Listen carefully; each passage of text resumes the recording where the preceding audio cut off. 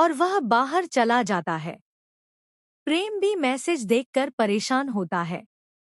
इधर गौतम को पता चलता है कि प्रेम के सारे पैसे डूब गए हैं। वह कहता है कि इस बारे में पराग कोठारी को कुछ पता नहीं चलना चाहिए। यह बहुत बड़ी रकम है। अंश उसकी बात सुन लेता है और सोचता है कि गौतम फिर से कंपनी में फ्रॉड करने लगा है। अनुपमा अंश को देखती है और कहती है कि दूसरों की बातें छुपकर नहीं सुननी चाहिए। वह अंश को बैठाती है और समझाती है कि तुम अपने आप को साबित करने की कोशिश में खुद को मत खो देना। प्रार्थना ने अपने परिवार के खिलाफ जाकर तुमसे शादी की है और तुम्हें अपने बच्चे का पिता माना है। यह बहुत बड़ी बात है। प्रार्थना के इरादों पर शक मत करो। वह इस घर में सिर्फ तुम्हारी वजह से है। अंश दुखी होकर कहता है कि उसे लगता है कि सब उसके खिलाफ खड़े हो गए हैं। अनुपमा कहती है कि हिम्मत मत हारो। खुद को ऊपर उठाने के लिए खुद को साबित करो। प्रार्थना ने तुम्हें ऐसे ही पसंद किया है। उसने तुम्हारा दिल देखकर तुमसे प्यार किया है। इसलिए रिश्ते और काम में संतुलन बनाना सीखो। तभी उन्हें मोटीबा की आवाज सुनाई देती है।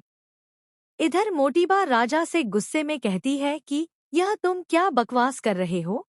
राजा कहता है कि यह मेरा फैसला है। मैं परी को इस घर में वापस लेकर आऊंगा और वह यहीं रहेगी। तभी पराग राजा को डांटता है। राजा कहता है कि मुझे माफ करना, लेकिन मैं परी के बिना नहीं रह सकता। मीता कहती है कि अब उसके बिना रहना सीख लो। राजा कहता है कि अगर ऐसा है तो मैं घर छोड़कर चला जाऊंगा। सभी हैरान होते हैं। अनिल उसे शांत रहने के लिए कहता है। राजा कहता है कि आप लोगों ने बिना मेरी मर्जी के फैसला ले लिया। क्या किसी ने भी मेरी खुशी के बारे में नहीं सोचा।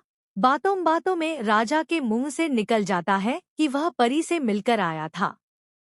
मोटीबा कहती है कि हमारे मना करने के बावजूद भी तुम उससे मिलने गए थे। राजा कहता है, हाँ, मैं गया था।